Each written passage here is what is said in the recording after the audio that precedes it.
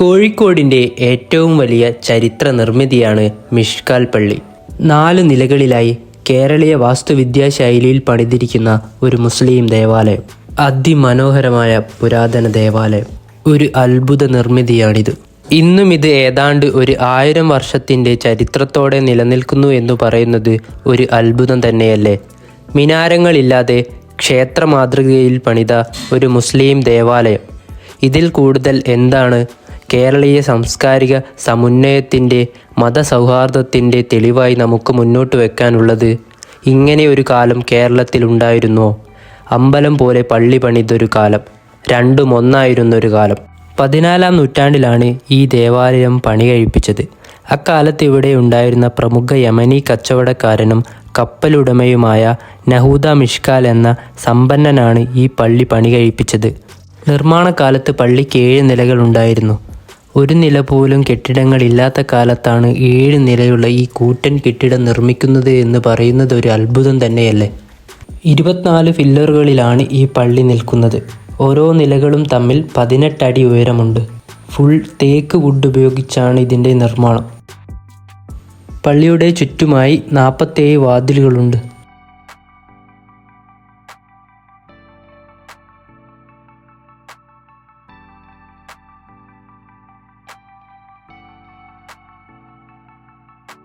ഇനി നമുക്ക് പള്ളിക്കകത്തുള്ള കാഴ്ചകൾ നോക്കാം.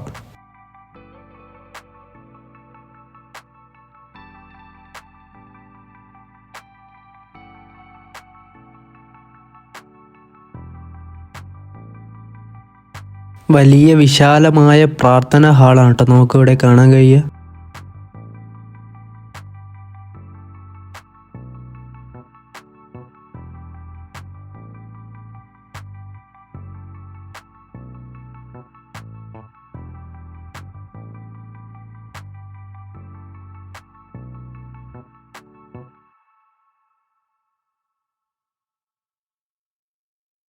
അങ്ങനെ മുകളിലേക്ക് കയറാൻ പോവുകയാണ്.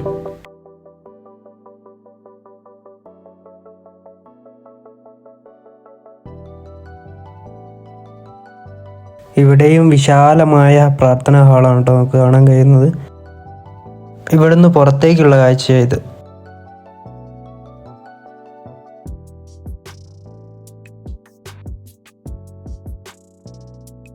ധാരാളം മര ഉരുപ്പടി ഉപയോഗിച്ചിരിക്കുന്ന 2-ാം നില. ഈ കാണുന്നത് മരത്തിൻ്റെ ഫില്ലറാണ്. ഈ ഫില്ലറുകൾക്ക് മുകളിലാണ് 3-ാം നിലയും 4-ാം നിലയും നിൽക്കുന്നത്. 2-ാം നിലയുടെ സൈഡിലൊക്കെ കല്ലുപയോഗിച്ചിട്ടുണ്ടെങ്കിലും 3ഉം 4 നിലകൾ പൂർണ്ണമായും മരത്തുമ്മൽ മാത്രമാണ് നിലനിൽക്കുന്നത്.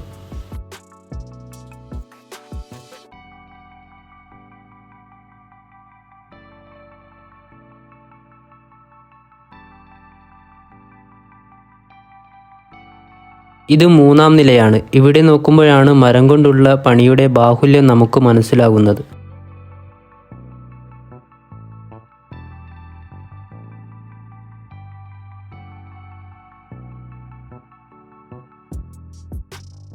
(1510) പോർച്ചുഗീസുകാർ ആക്രമിച്ച് മിഷ്കാൽ പള്ളിക്ക് തീവെച്ചിരുന്നു.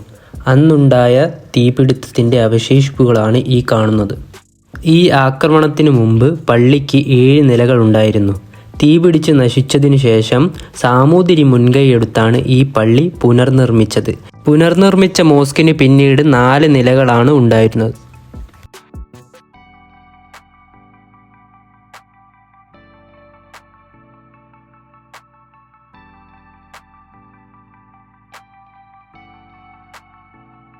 മലബാറിലെ മനുഷ്യർ മതവൈര്യമില്ലാതെ സഹോദര്യത്തോടെ ജീവിച്ച 1000 വർഷങ്ങളുടെ ചരിത്രം പറയുന്ന നിർമ്മിതിയാണ് ഈ ദേവാലയം.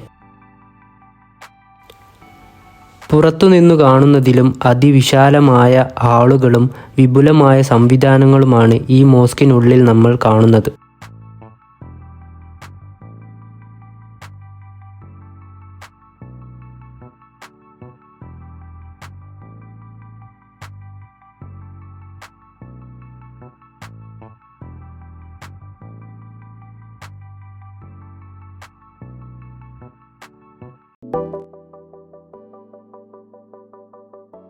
ഇനി 4-ാം നിലയിലേക്കാണ് കയറാൻ പോകുന്നത്.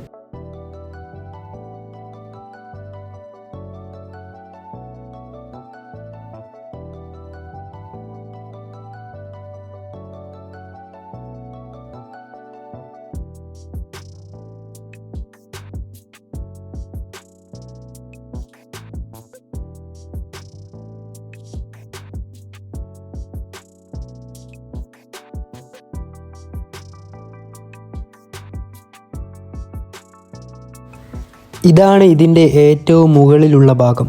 ഇവിടെ നോക്കുമ്പോൾ നമ്മൾ കാണുന്നത് കഴുക്കോലുകൾ കൂടിച്ചേരുന്ന ഭാഗമാണ്.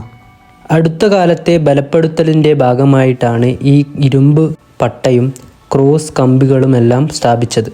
ഇവിടെ കോടി കഴുക്കോലുകളുടെ ഒരു വിസ്മയ വിന്യാസം കാണാം. ഇന്ന് അധികം കാണാൻ കിട്ടാത്ത ആർക്കിടെക്ചറൽ വിസ്മയമാണിത്. നമ്മുടെ പരമ്പരാഗത തച്ചുശാസ്ത്രപ്രകാരം പണിത ഈ മേൽക്കൂര ഒരു അത്ഭുതം തന്നെയാണ്. അങ്ങനെ ഈ കാഴ്ചകളെല്ലാം കണ്ട് ഞാൻ താഴോട്ടിറങ്ങി.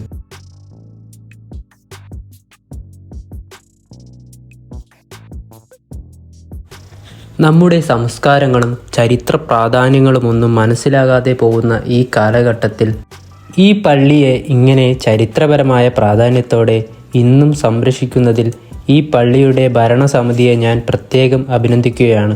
പിന്നെ എനിക്കിവിടെ പ്രവേശിക്കുമ്പോൾ തോന്നിയത് വളരെ സാഹോദര്യത്തോടെയുള്ള പെരുമാറ്റവും, പ്രാർത്ഥന നടക്കുന്നുണ്ടെങ്കിലും എല്ലാ കാഴ്ചകളും നമുക്ക് ചിത്രീകരിക്കാനുള്ള ഒരു സൗകര്യം ഇവർ ഒരുക്കിയിട്ടുണ്ട്. തീർച്ചയായും എല്ലാവരും ഇവിടെ വന്ന് ഈ ചരിത്രങ്ങൾ മനസ്സിലാക്കി ഈ കാഴ്ചകളെല്ലാം കണ്ട് നേരിട്ട് അനുഭവിക്കേണ്ടത് തന്നെയാണ്.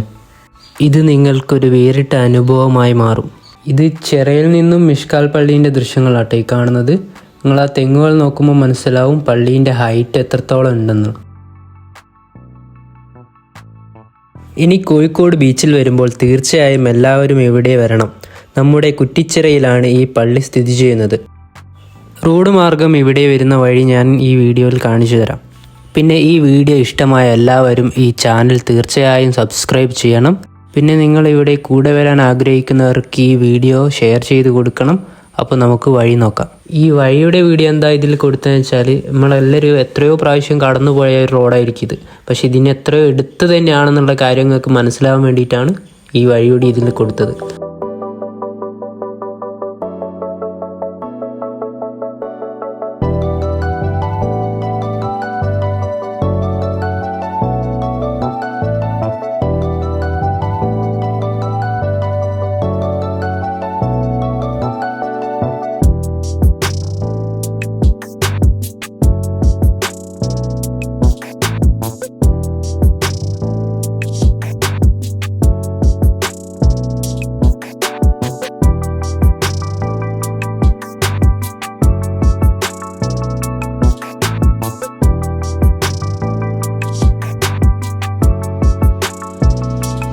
അപ്പോൾ എല്ലാവർക്കും ഈ വീഡിയോ ഇഷ്ടമായെന്ന് കരുതുന്നു.